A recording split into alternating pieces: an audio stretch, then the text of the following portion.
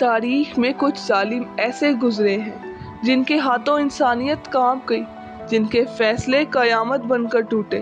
یزید وہ نام ہے جس نے ظلم کی انتہا کر دی، جس نے نبی کے نواسے کو شہید کر کے اپنا نام ہمیشہ کے لیے لعنتوں میں لکھوا دیا۔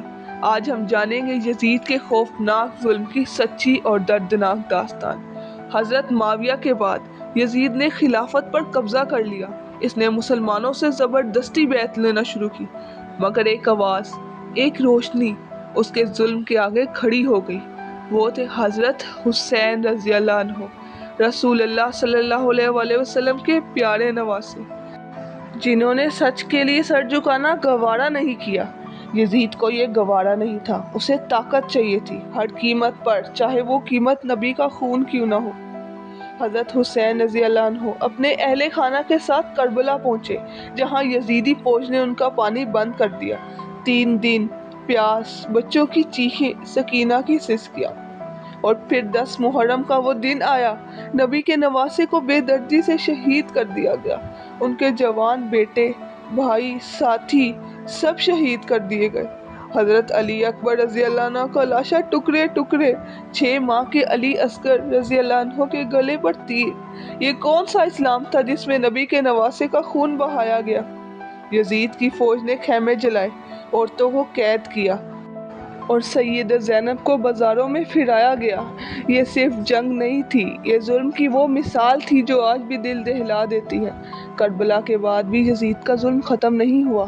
مدینہ والوں نے جب یزید کے خلاف آواز بلند کی تو یزید نے مدینے پر فوج بھیجی، اور ہوا واقعہ ہیرا، نبی کا شہر، جہاں رسول اللہ صلی اللہ علیہ وسلم نے ہجرت کی۔ وہاں 3 دن تک قتل عام ہوا، مسجد نبوی کی بے حرمتی ہوئی، صحابہ کرام کو شہید کیا گیا، عورتوں کی عصمتیں پامال ہوئی۔ کیا کوئی انسان، مسلمان یہ سب کر سکتا ہے؟ یہ سب یزید کے حکم سے ہوا، اور تاریخ آج تک اس ظلم کو روتی ہے۔ جب مکہ والوں نے یزید کے خلاف بغاوت کی تو یزید نے اپنی فوجیں بھیجی اور حکم دیا کعبے کو پتھروں سے نشانہ بنایا جائے۔ کعبے پر پتھر پھینکے گئے، کعبے کا غلاف جل گیا، دیواریں ٹوٹ گئی۔ اللہ کے گھر پر حملہ ایسا کون کر سکتا ہے سوائے ایک ظالم بادشاہ کے؟ یزید نے نہ نبی کی عزت کی، نہ صحابہ کی، نہ اللہ کے گھر کی، نہ قرآن کی۔ لیکن اللہ کا نظام مکمل ہے۔ یزید کی حکومت صرف 3 سال چلی، کیونکہ اللہ کے گھر میں دیر ہے، اندھیر نہیں۔ یزید کی موت ناگہانی اور اچانک ہوئی۔ بعض مورخین کے مطابق یزید کو تیز بخار ہوا جو کئی دن رہا۔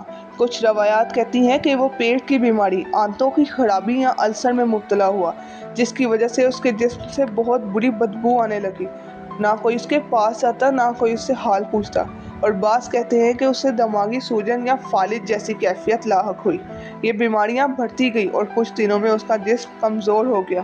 ایک طاقتور بادشاہ جو پورے عالم اسلام پر حکومت کرتا تھا، اب بستر مرگ پر بے بس پڑا تھا۔ یزید مر گیا ذلت سے، نہ کوئی یاد کرنے والا، نہ ماتم کرنے والا، بس ایک خاموش بے وقت موت۔ ظلم کی بنیادیں ہمیشہ کمزور ہوتی ہیں۔ یزید کا نام مر گیا اور حسین رضی اللہ عنہ زندہ ہے، ہمیشہ کے لیے۔